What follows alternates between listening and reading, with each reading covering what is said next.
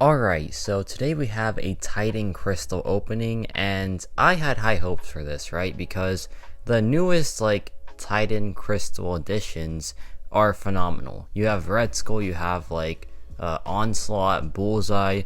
I think White Tiger is pretty fun as well. Like, you have some pretty great options in that crystal.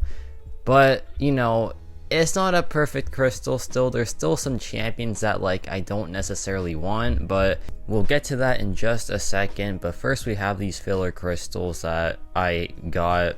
I don't know, I just got them. Superior mythic crystals, these have a chance at a 7-star nexus, and I've seen some people just get it straight up, which is insane, right? Like, that'd be so game changing for me personally. But yeah, we don't get that. We get a 5-star Moon Knight, who is honestly just as game changing, right? I'm kidding, of course, but yeah, not the best start. So I was like, okay, I'm 0 for 2 on these crystals. Let me just reset my luck. And I do that by quitting out of the crystal screen and going back in. Of course, it's all superstition, but just to be safe. But look at this Titan crystal, man. There is Thing, who is honestly pretty cool. There is Red Skull, who is amazing. There's White Tiger, who looks pretty fun. There is Bullseye, who is pretty clutch. There is Onslaught, who is literally Onslaught, right?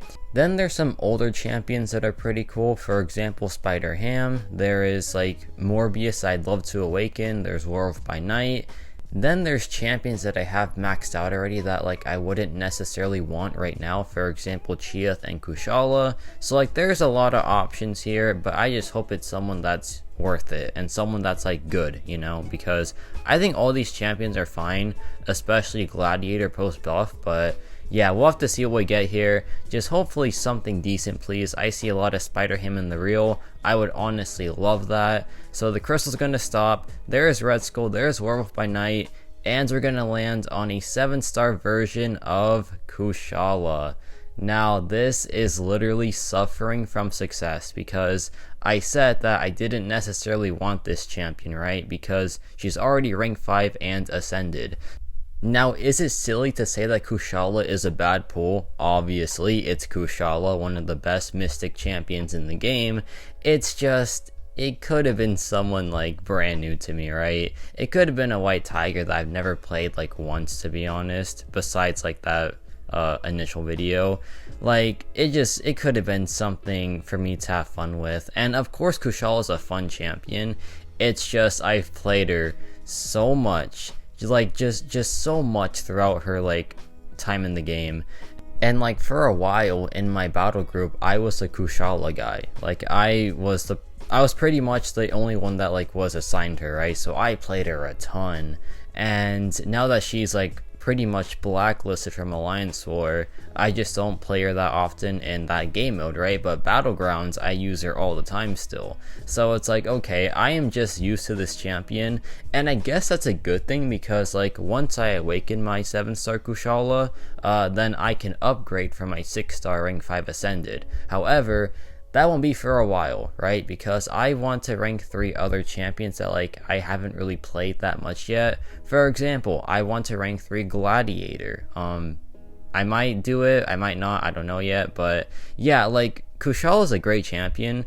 As you can see right here, we have this regen lane, and they go unblockable, but Kushala just straight up blocks unblockable. Yeah, no big deal, just completely countering one of the hardest mechanics in the game. That's so normal, right?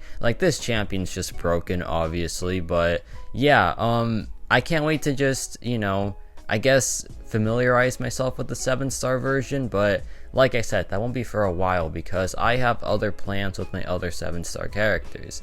But yeah, if I awaken Kushala from my next Titan crystal, oh, that's gonna be insane, obviously.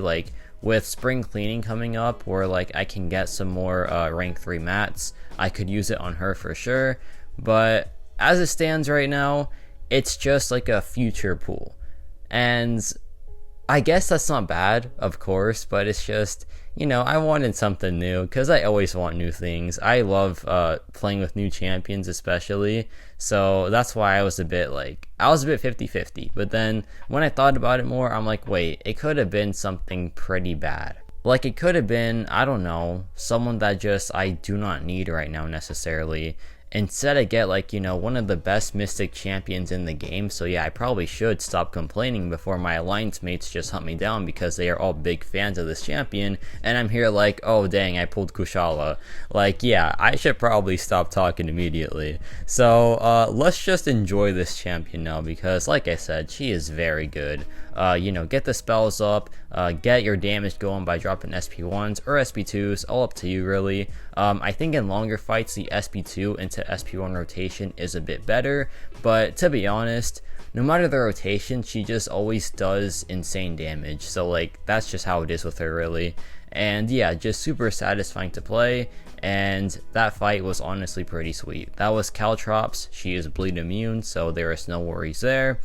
We are just pretty much chilling. Here we have this very fun fight. We have this King Groot, and this one honestly is a bit wild because yeah, this is like a good showing of why I really like that dupe, because if she is awakened, she gets like a chance to get passives instead of debuffs, right? So like, if you time this King Groot fight like poorly, he will purify some of your debuffs, right? However, with Awakened Kushala, there is nothing to worry about essentially. Now of course, if you like master Kushala, you won't have this worry, so like there is that. But I don't know, her dupe is just like really good because it also gives you an extended like duration on the pause for her spells, which is super helpful for sure.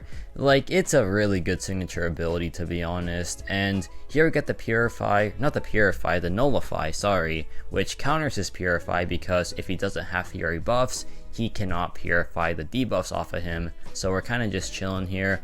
I drop another SP1, time it perfectly to be honest, and yeah, things are looking pretty good here. Get the intercept, drop another SP1, and we are just chilling.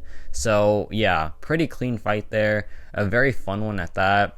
And speaking of fun fights, oh yeah, Howard the Duck against like Mystic characters, or like taking Howard the Duck with Mystic characters is just so satisfying because this man just melts like completely. It is so nice. Here I go back in, drop an SP1. Yeah, almost got to the SP2. Kind of scary there.